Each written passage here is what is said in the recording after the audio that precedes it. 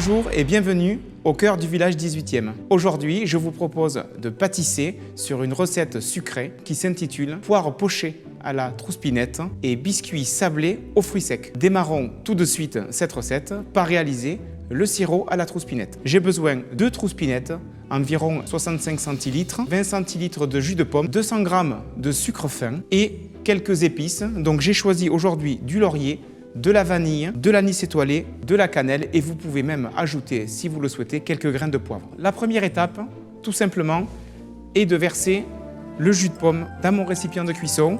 Je vais rajouter le sucre semoule à l'intérieur, de manière à ce qu'il puisse fondre dans le liquide. Puis ma trouspinette.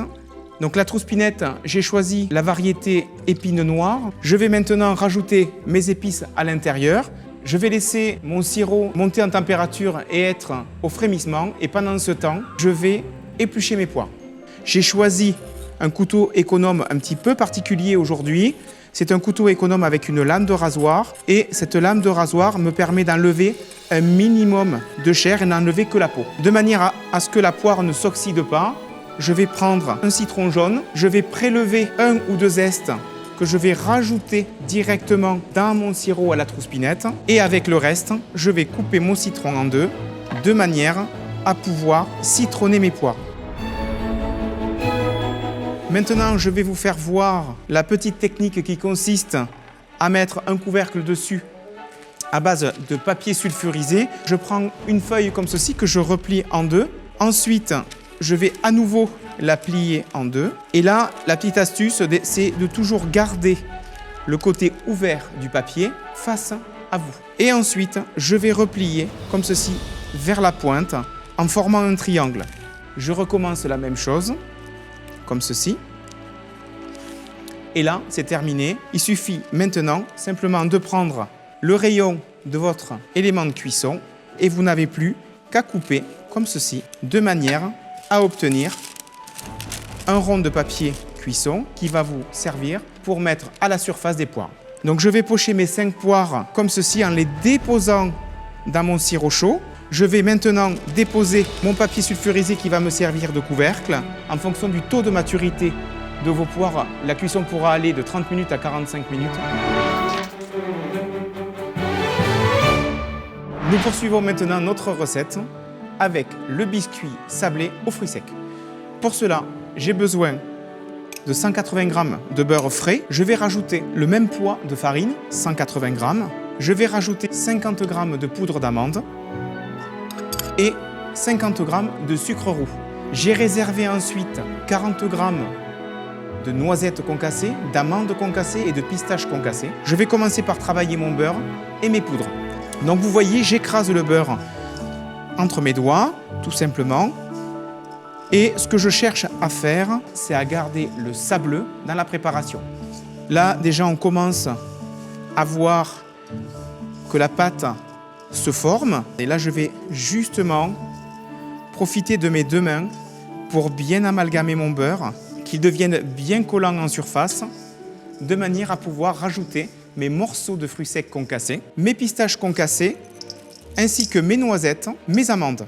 Pour terminer cette préparation, je prends un petit peu de sucre roux et de poudre d'amande que je vais saupoudrer comme ceci et je vais en faire de même avec le sucre roux. Il va m'amener lors de la cuisson de la caramélisation en surface. Je vais prendre une plaque de cuisson avec un papier de cuisson.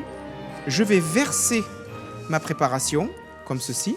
Là maintenant, mon biscuit est prêt à cuire. Je vais l'enfourner en chaleur sèche pendant 20 minutes à 180 degrés. Je vérifie maintenant la cuisson des poires. Regardez, elles ont déjà bien coloré. Et donc ici, je vais piquer pour voir si ma poire est cuite. Vous voyez, la lame de mon couteau rentre très facilement. Ma poire est cuite et je vais les débarrasser directement dans mon récipient. Je vais maintenant porter à ébullition à nouveau mon sirop. L'objectif étant de le faire réduire d'au moins 2/3 et qui nous servira à laquer et à donner de la brillance à nos poires.